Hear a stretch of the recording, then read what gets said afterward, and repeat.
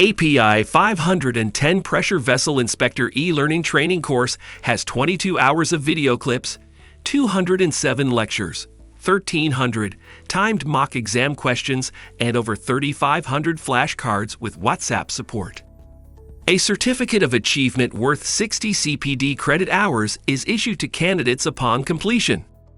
API 510 Pressure Vessel Training Course has 13 modules fully covering the latest publication effectivity sheet, 510, 571, 572, 576, 577, 578, PCC2, ASME 5, ASME 8, and ASME 9.